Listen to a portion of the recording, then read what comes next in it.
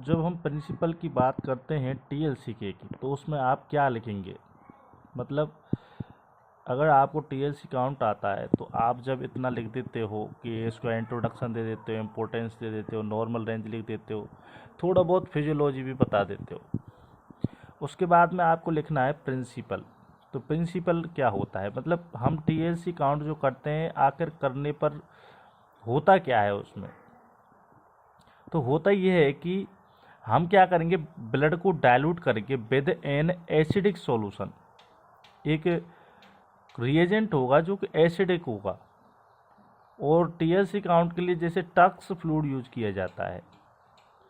अब उस फ्लूइड को इस ब्लड के साथ में डाइल्यूट करने से होगा क्या? उससे ये होगा कि that lyses leaving white cells intact and staining their nuclei allow them to be counted accurately in a specialised chamber.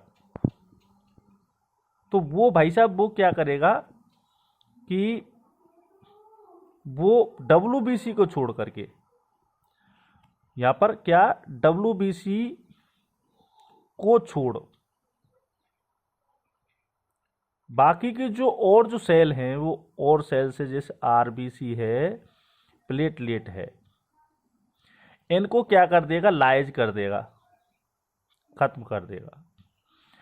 कौन सा फ्लूइड? जो एसिडिक फ्लूइड सॉल्यूशन या टक्स फ्लूइड हम लेंगे डाइल्यूट करने के लिए उस ब्लड को, वो डब्ल्यूबीसी को और क्या काम करेगा, और वो न्यूक्लियाई जो होगा ना उसका, उसको भी स्टेन कर देगा, जिससे कि हमको आसानी से देखा जाए।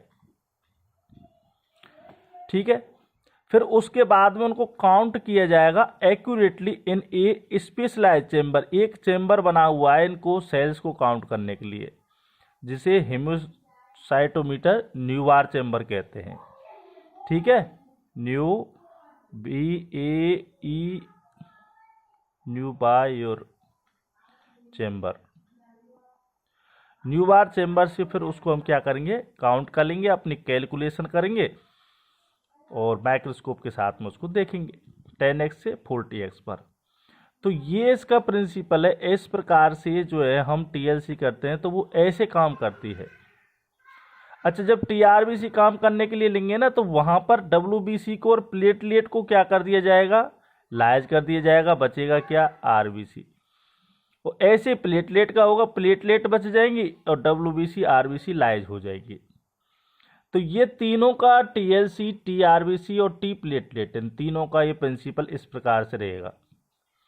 ठीक है, तो प्रिंसिपल लिखने के बाद में आप फिर लिख सकते हैं किस चीज को, कि अब आप जो ये टेस्ट कर रहे हो उसमें कौन कौन से इंस्ट्रूमेंट काम में लेंगे।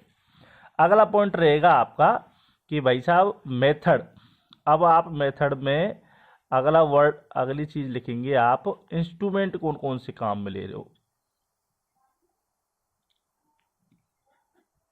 अगला पॉइंट ये रहेगा। तो अगर आपने हमारे चैनल को सब्सक्राइब नहीं किया है, सब्सक्राइब कर लीजिए। हम अगली वीडियो में बात करेंगे कि इंस्ट्रूमेंट कौन से काम में लेंगे और आगे के पॉइंट्स क्या है।